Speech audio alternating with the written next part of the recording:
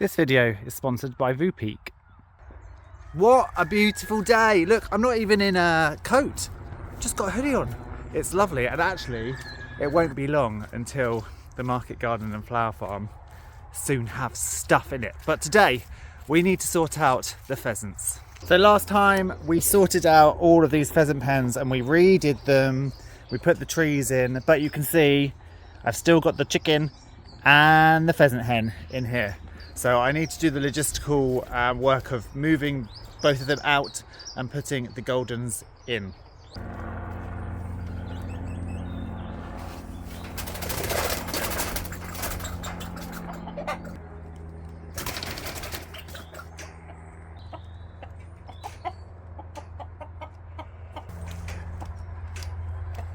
Catching pheasants is never easy. They are so flighty. It's not like a chicken you can just go and pick up.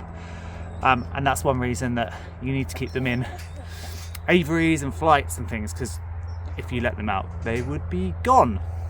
But this is Eve, and we talked last time how I didn't want to put her in until I had a full day ahead of me so I could watch and make sure she wasn't bullied or harassed. But also because we put the Christmas trees in, which have added a bit of cover, when she goes next door, she will have the opportunity to hide away, won't you? I also want to put a split ring on her, which I have in my pocket. Which pocket?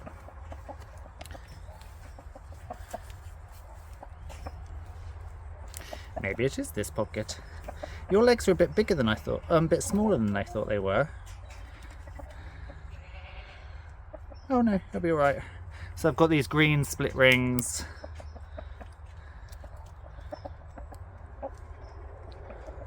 Doing this one-handed is not so easy. There we go. But it should be all right. So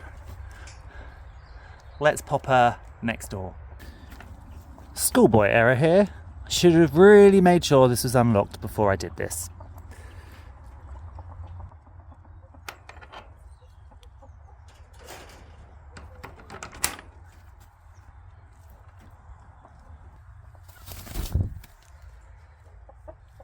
And then we're going to close that door quick because she's going to get freaked out and it would be sod's law that she'd fly straight out and over my head.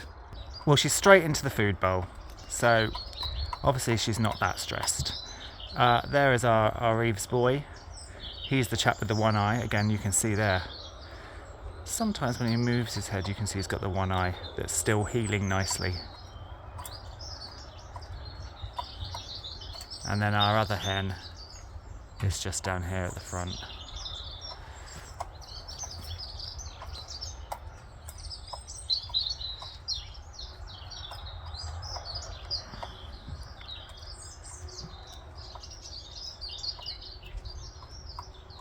Right, well, as for our cockerel, he is going to have to go into one of the hutches in the barn. It's not ideal, but we're in flock down anyway here. We're not allowed chickens outside, so they're everybody shut up anyway.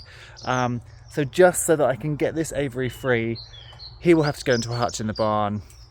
It will be fine. It's not forever. It's not ideal, but then having to keep all of our birds shut in under the DEFRA housing regulation mandatory thing is also not ideal, and don't even get me started on my irritation and criticism of it. We're not going to talk about that. We're going to get this cockerel put in so I can clear that aviary out.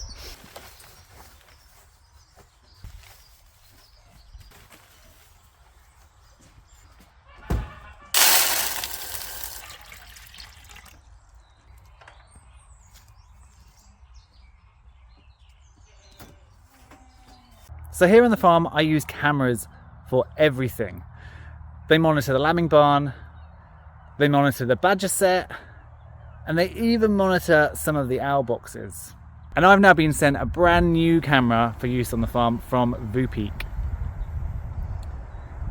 Whereas some of the cameras I've used in the past have a long lead out to their solar panel, I really like that the solar panel on this is part of the unit. It makes it super easy to install, and you can see that the picture quality is actually really, really good. I've picked up some lovely creatures on this camera, which I've currently got in this field, which is one of the wildlife fields. It's really good to be able to monitor your farm, whether you're watching sheep and expecting lambs, or whether you just want to see how your rewilding efforts are going and see what creatures are about.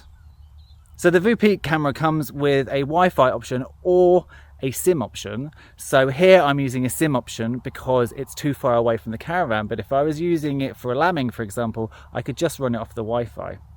It's worked really well for me. I've been very, very happy with the robustness, the quality, the charging, because sometimes some of the solar units really don't charge much at all and they take ages to get a good, decent amount of battery length. So if you want to take a look at VuPeak, I've got 10% off. The link is in the description below and it will take you to their website. You can change it into US or sterling currency and have a look what they've got to offer. So much easier catching chickens. Although let me just rearrange, because whenever I carry birds, I like to carry them so that I have my hand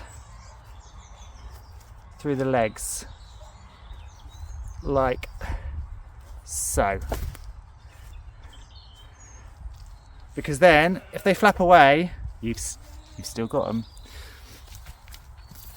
And this is never true with a pheasant, because, you know, if the chicken gets away, there's a good chance I will almost certainly get them back. If a pheasant gets away, they're probably gone. Right, here you go, dude. In you go. New home for, well, until lockdown is over. Oh, we need to find something to put in here because I've lost the pin. A nice piece of twig will do it. Who needs a bolt when you've got a twig? Perfect. The keen-eyed of you may have spotted that next to Mr. Cockerel there is also another hutch, actually two. And if you're a patron, you already know this, but there are guinea pigs. So some of you might remember that I kept meat rabbits a few years ago, and the idea was to A, have them for the meat, and B, have them for their poop, which can go straight onto the garden because it's not too full of burning ammonia. And 3, to have runs and move them around so that they would strim the grass for me in the market garden. So I didn't have to go and strim with a strimmer, petrol strimmer. But in the UK, we have a major problem because we not only have myxomatosis, but we also have RVHD 1 and 2. That's rabbit viral hemorrhagic disease. The first strain was pretty brutal. The second strain just wipes them completely out. And that took out my meat rabbits here. I did actually have them vaccinated against Mixie, and they were fine, but the viral disease got them. And actually, it's got most of the local rabbit population too.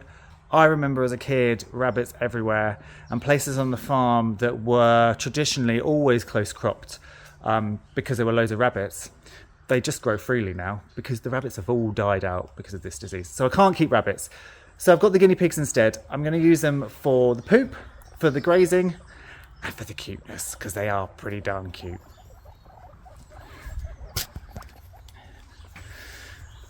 And if you want a more in-depth video about the guinea pigs and what I'm going to use them for and the ones I've got already, drop me a message in the comments and I'll look at doing that when spring hits probably and some of the guinea pigs move out of the hutches onto the farm.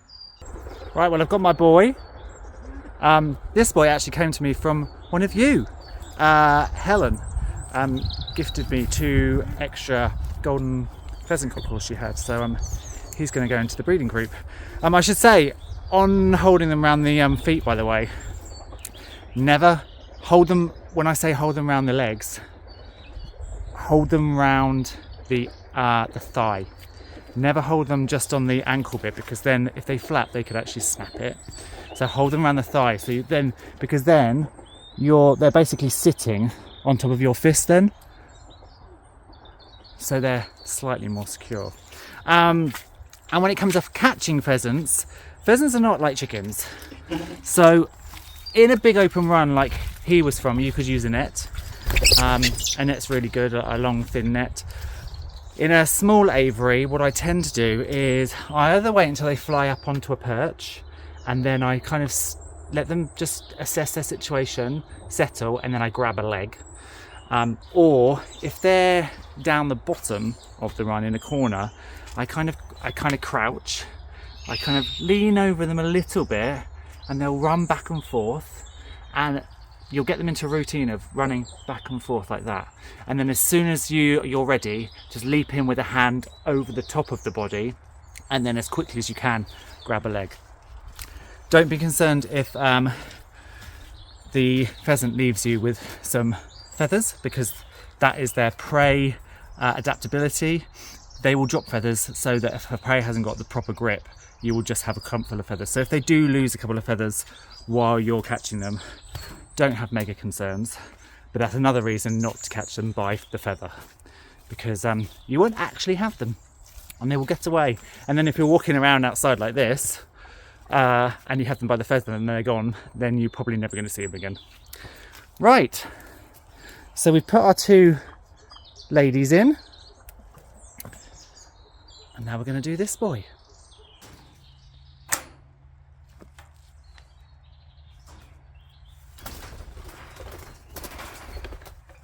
Calm down.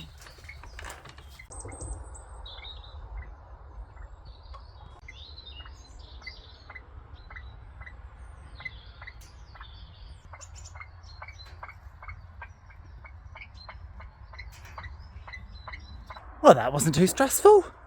So we've got them sorted. So Eve is down here. She looks well. And as I say, I'll keep an eye on her for the rest of the day just to make sure, and actually over the next coming days as well.